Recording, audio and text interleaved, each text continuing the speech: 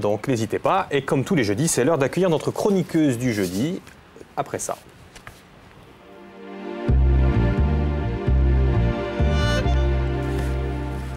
Et je me lève pour vous accueillir et je vous fais la bise d'autant plus volontiers que c'était votre anniversaire hier, Julia.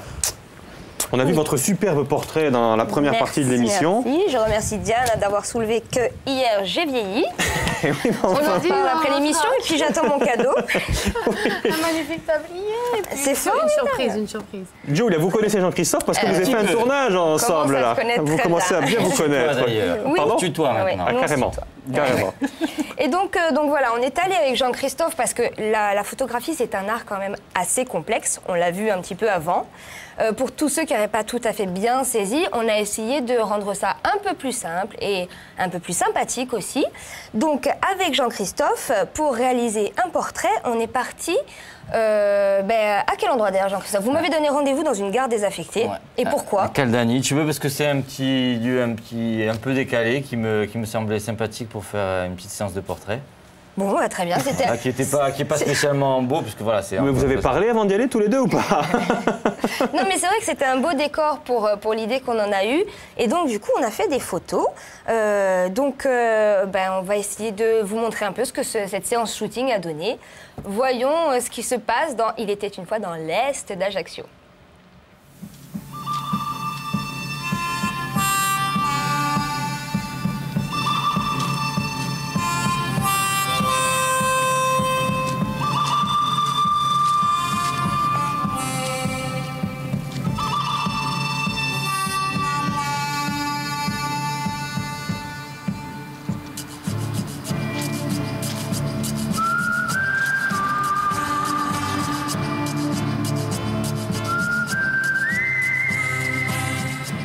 Jean-Christ, tu nous as emmenés dans un endroit plutôt original, un peu insolite. On prend des risques sur les rails, mais on est là pour prendre une photo et pour un portrait, et c'est moi ton modèle.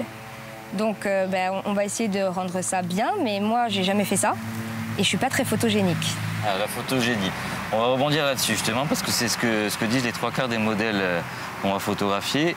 En fait, il y a rarement de mauvais modèles, il y a plus souvent de mauvais photographes. Donc l'idée, c'est de mettre à l'aise le sujet. C'est pour ça qu'on discute un petit peu avant la séance de prise de vue, qu'il y ait une sorte de complicité qui se crée entre nous, et tu vas voir que ça va bien se passer. Bon, nous, on se connaît un petit peu, donc normalement, tout devrait être OK. Ça devrait aller. On s'entend encore pas trop mal, donc... Ça marche. Bon, on va y aller? On y va, OK. Allez. Plutôt peut-être là ou...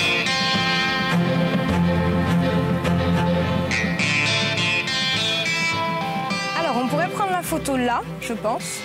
Parce que s'il y a une chose dont je suis sûre, c'est qu'en photo, il faut avoir le soleil en plein visage. Ah, tu crois ça, toi? Bah, je pense, oui. C'est pas ça? Tu veux qu'on fasse un essai? J'aimerais bien.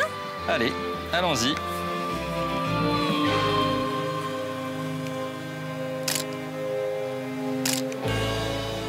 Regarde-moi bien. Bon, et alors, c'est pas bon?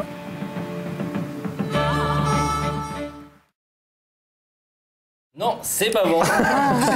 On va voir tout de suite pourquoi. Parce que quand on met, je me lève pour montrer donc un peu les choses. Quand on met le modèle comme ça en plein soleil, il y a non seulement des ombres portées, mais le modèle fait la grimace. Ah oui. Donc c'est une lumière beaucoup trop dure. Alors on peut photographier les gens en plein soleil si la lumière est plus diffuse, s'il y a un petit voile nuageux qui vient harmoniser un peu la lumière, ou en fin de journée si la lumière est plus douce. Mais là, comme on était l'autre jour à 11 h du matin, ça ne fonctionne pas du tout. Vous avez l'ombre du chapeau, les cernes marquées, l'ombre du nez sous le nez. C'est pas beau du tout. Donc, je sais, on a pris cet exemple parce que je sais que les gens spontanément mettent leur sujet au soleil. C'est pas bon du tout. Il vaut mieux le mettre, comme on va voir sur la photo suivante, carrément en contre-jour. Vous voyez, vous avez une lumière beaucoup plus douce. Il y a le soleil qui vient donner du relief au chapeau, là en l'occurrence, et vous avez un visage qui est beaucoup plus serein, qui est beaucoup plus apaisé, avec un soleil dans le dos qu'on ne voit pas de toute façon. Donc ça, c'est une des premières règles, choisir sa lumière. C'est très très important pour le portrait, c'est même capital, pour que votre modèle soit sublimé, d'une part, et qu'il soit à l'aise aussi. Donc, vous avez... jolie cette photo. Oui, elle est sympathique. Le modèle est pas mal non plus. Donc, le petit épi, là, c'est super. Ah bah, ne les roulez pas, moi je suis un cow-boy. Voilà, donc voilà, le choix de la lumière est primordial. Et quand, alors vous avez le choix du contre-jour, mais vous pouvez faire ça aussi à l'ombre. Carrément, vous vous mettez à l'ombre, vous aurez une belle lumière, surtout quand le soleil et le temps est clair, l'ombre est suffisamment lumineuse, si je puis m'exprimer ainsi, et vous avez un visage qui sera super bien éclairé, plutôt qu'une photo en plein soleil. D'accord. Voilà. Première leçon, ça. Première leçon mais à je crois que retenir. vous n'êtes pas arrêté là. Au soleil. Non, on ne s'est pas arrêté là. Alors voyons la suite. Tout de suite. La suite. Mais tu vois, là, Jules, tu es beaucoup mieux positionné parce qu'on a le soleil, mais c'est moi qui l'ai en face. Toi, tu es en plein contre-jour et c'est beaucoup plus intéressant. On va pouvoir faire de belles images. Ok, d'accord. Mais on va me voir, hein, c'est sûr. On va essayer quand même. On y va? Ok. Ce qu'on va faire, tu vas essayer de te baisser un petit peu. On va varier les cadrages.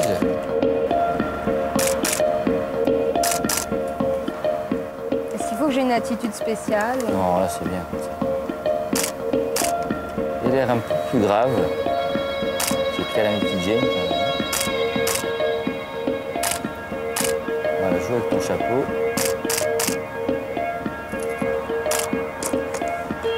Jean-Cri, là, en fait, qu'est-ce qu'on voit derrière moi? Du flou? Est-ce que c'est net? On voit le paysage? En fait, si tu veux, esthétiquement, j'ai joué sur deux tableaux. J'ai fait une série de photos où, effectivement, je t'isole de l'arrière-plan pour me centrer vraiment sur toi. Et une seconde série où je t'ai intégré davantage au paysage. En fait, c'est vraiment une histoire de gestion de profondeur de champ. D'accord, ok. Et sinon, techniquement? Eh oui.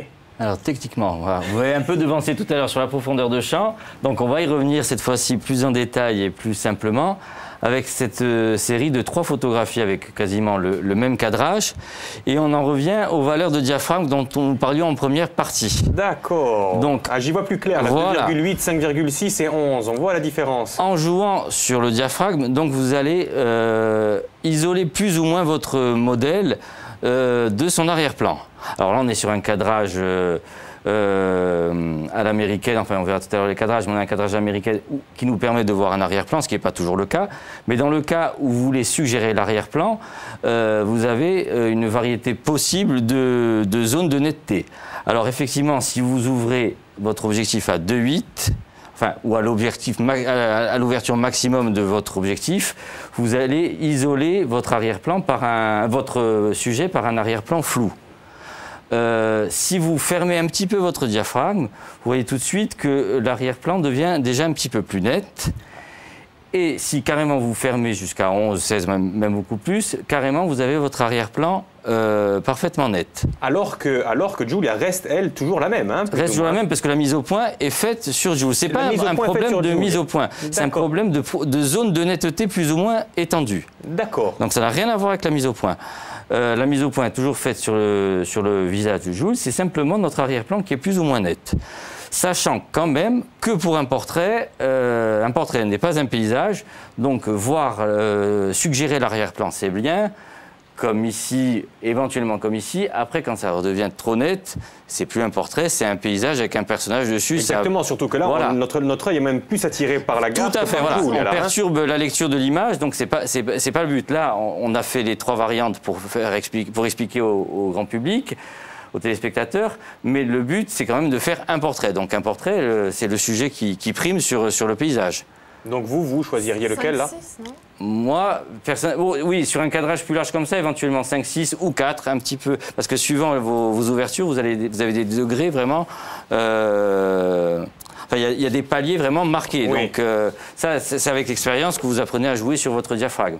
Oui, moi, effectivement, entre 5-6, pour moi, c'est déjà un peu net. Entre 5-6 et de 8 à 4, ça serait très bien pour moi. Ça serait parfait.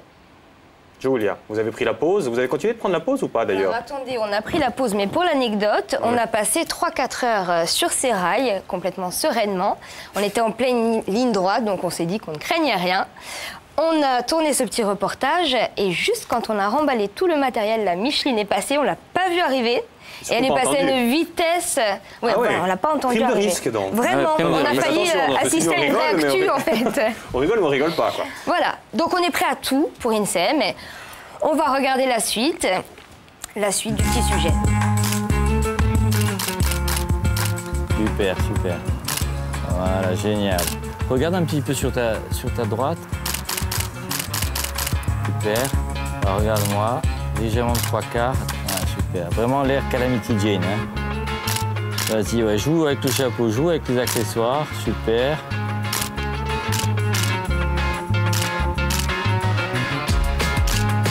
Regarde-moi. Là, en fait, je suis cadrée comment, Jean-Christophe? Là, sur cette série-là, je te cadre en pied si tu veux.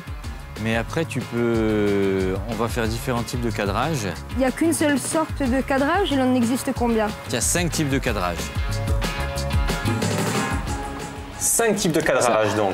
Si on veut rester dans l'aspect théorique des choses, après, c'est sûr que ça varie en fonction des photographes, mais il y a 5 grands types de cadrage. Alors, effectivement, le premier type de cadrage, c'est le cadrage en pied, où, comme son nom l'indique, on voit le personnage de la tête aux pieds.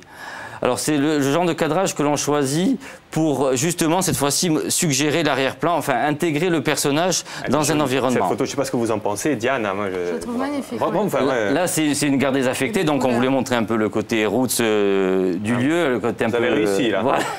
Avec une porte cramée, un mur tagué, voilà. Mais on situe tout de suite l'environnement du personnage. Ça peut être le cas, vous faites un maraîcher, vous allez le photographier avec son étal devant lui. C'est le genre de photo, voilà, encore une fois, où on veut montrer l'environnement dans lequel évolue le personnage. Ouais, il y a un autre type de photographie en pied. Vous me reconnaissez, oui. Ça, c'est Jules avec les cheveux un peu plus courts. Des jolies chaussures. Lors d'un séjour au Caire, des jolies chaussures, effectivement, assorties à la selle de la moto, si vous voulez tous les détails. Encore, voilà, alors la personne est assise, mais elle est prise dans son intégralité et où on suggère donc son environnement quotidien et en l'occurrence sa maison pour cette photo-là. C'est où ça? Ça, c'est au Caire. C'est au Caire. Voilà. D'accord. Ça, c'est parce que vous êtes allé faire des photos au Caire. Plusieurs fois, oui, effectivement. On continue? Oui, un deuxième type de cadrage, c'est le cadrage américain. Pourquoi? Parce que c'était le cadrage préféré des réalisateurs de western. Ah, donc voilà, et qu'on a c'est le cadrage qu'on connaît nous à la météo, voilà, d'ailleurs. Hein, qui est cadré juste au-dessus des genoux. Ouais. Alors c'est un cadrage voilà, tout à fait classique qui permet de photographier le modèle quand même, une bonne partie du modèle sans s'encombrer du positionnement des pieds et des genoux qui n'est pas souvent évident. Donc là c'est un cadrage qui permet en plus, avec ce petit côté décalé western, de suggérer vraiment l'attitude du personnage, où on voit les mains. Et on voyait surtout les revolvers. On voyait les revolvers sur le côté, hein, les revolvers du cow-boy, bien sûr. Les cadrages de western, c'était vraiment utile. Tout à fait. Un autre outil, voilà, avec l'acteur Robin Renucci, on a cadré légèrement plus haut, mais on reste sur un cadrage américain, avec la gestion de la profondeur de champ dont je vous parlais tout à l'heure. On est déjà sur le cadrage suivant, ça va plus vite que je ne le pensais. Donc c'est le cadrage, le plan taille. Donc on cadre plus haut, c'est-à-dire au niveau de la taille. Alors c'est un cadrage qui est peut-être un peu moins courant, mais moi que j'apprécie quand même. Je pense que ça donne une certaine allure au personnage. Alors il faut veiller pour ce type de cadrage à surtout ne pas couper les mains du modèle, parce que si on coupe à la taille et que les mains sont coupées au niveau des moignons, à moins d'avoir des petits bras. Donc voilà, du coup il faut guider un petit peu le modèle pour qu'il se serve de ses bras. Autrement là, Jules a parfaitement joué le jeu. Mais c'est important ce que vous dites, effectivement. Sur un cadrage taille, il faut qu'on voit les bras, voilà. Bien sûr. Là c'est un cadrage taille d'une personne assise, mais on est sur un cadrage on est où là? Là c'est en Mongolie. C'est en Mongolie. Voilà, dans une yourte, donc un autre souvenir de voyage. Oui.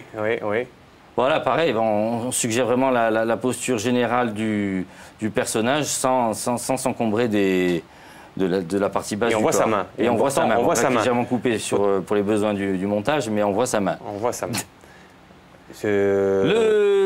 Ah oula, on se rapproche. On se rapproche. Alors là, on est sur le plan... On commence à perdre patience un petit peu, Jules. Voilà, non, je dis ça, effectivement, on était sur la fin matinée. Je voudrais dire que pour cette photo-là, je suis assez impressionnée du rendu parce que on était complètement à l'ombre. Et moi, j'avais du mal à concevoir qu'elle puisse être illuminée. En fait, cette photo, elle est très, très jolie. C'est ce que j'expliquais tout à l'heure sur le choix primordial de la lumière, justement. Ouais. Même à l'ombre, on a suffisamment de lumière. On était vraiment, vraiment à l'ombre. Surtout quand il fait beau comme ça, on a tout intérêt à s'y mettre parce que voilà, il y a une lumière, une réverbération suffisante et on n'a pas les ombres marquées qu'on aurait en plein soleil. Donc le cadrage poitrine, cadré en général à la poitrine. À la poitrine ou au niveau du coude si on veut se référer au bras. Oui. C'est le cadrage un peu passe-partout parce qu'il permet de vraiment se rapprocher du modèle déjà sans tomber dans les travers que peut avoir le gros plan. C'est-à-dire que le gros plan, on le verra plus tard, on commence vraiment à voir les détails de la peau. Donc, suivant le modèle, ça peut être plus ou moins gênant. Donc, c'est un cadrage qui pas est... Chez Jules, pas chez Jules. Non, chez Jules, il n'y a eu aucun problème. Non, mais c'est vrai. Pour tous les types de cadrage, c'était un vrai plaisir.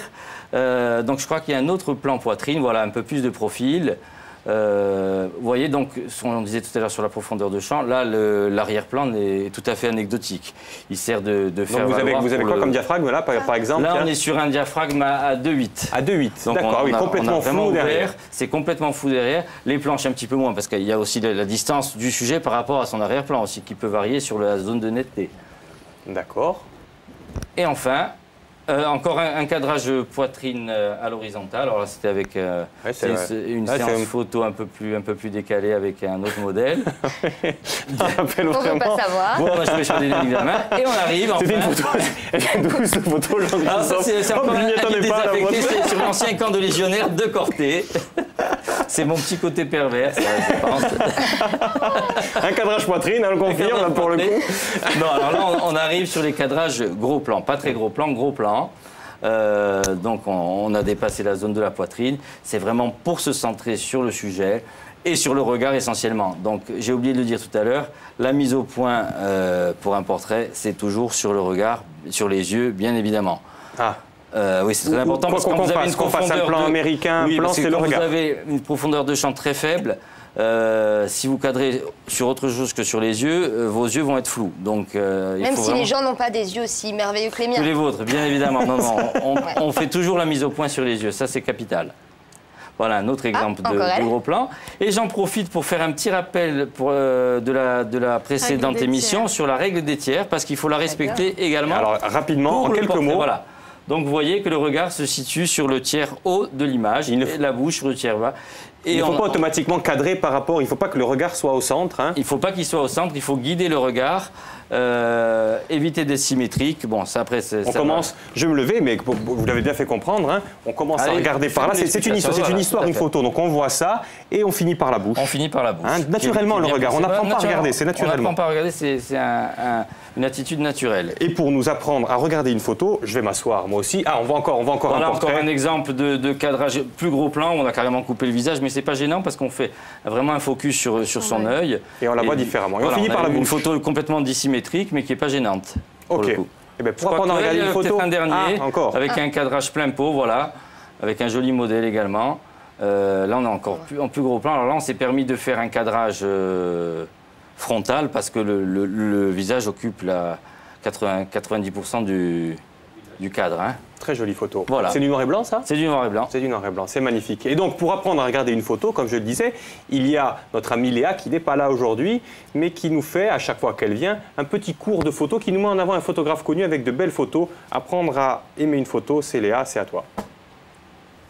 Aujourd'hui, j'aimerais vous parler de Diane Arbus, une photographe contemporaine américaine. Elle réalise ses premiers clichés tardivement, mais elle bouleverse la photographie de l'époque par l'audace de ses sujets. Ses portraits sont souvent choquants, elle attaque frontalement les gens, à l'opposé de ce concept de beauté, une idée qu'il va falloir d'ailleurs que l'on développe sur une prochaine émission. Elle a cette fascination pour le hors-norme, les nains, les travestis, les handicapés mentaux, les jumeaux. Elle photographie les choses telles qu'elles sont, sans artifice. Son approche photographique tend à rendre étrange ce qui nous apparaît à nous extrêmement familier. L'essentiel de son inspiration est à New York, une ville qu'elle arpente dans les années 50-60 en photographiant des inconnus. Finalement, Diane Arbus dresse un portrait troublant de l'Amérique. D'un point de vue technique, le format carré, rappelez-vous, le format 6.6 est devenu son appareil de prédilection et c'est avec ce format qu'elle forge son œuvre. C'est un personnage hypersensible, elle va même jusqu'à se donner la mort assez violemment en 1971. C'est une œuvre majeure de l'histoire de la photographie, à voir ou à revoir, mais ça, Julia va vous en dire un peu plus. Et oui, donc Diane Arbus, considérée jusqu'alors à juste titre une des plus grandes photographes du XXe siècle. Enfin, cette année, son travail est célébré. Dans un musée français, la grande rétrospective présentée par le Jeu de Paume sera l'événement photographique de la fin d'année. Préparez-vous pour cette exposition du 18 au 5 février, Paris 8e. Parallèlement, 3 livres sortent. Le premier, une sorte de journal intime sur la vie de Diane Arbus. Le second, Diane Arbus est une monographie qui regroupe 80 photos. Et le troisième, qui est un petit peu plus décalé et qui représente bien ce qu'elle est, 50 photos prises dans les centres d'handicapés mentaux, voilà, durant les dernières années de sa vie. Diane Arbus, un vrai personnage qui a vraiment révolutionné l'art du portrait photographique. Merci Jules. Allez, c'est l'heure pour nous de faire le jeu, parce qu'on a certainement un gagnant tous les jours, donc pourquoi pas aujourd'hui.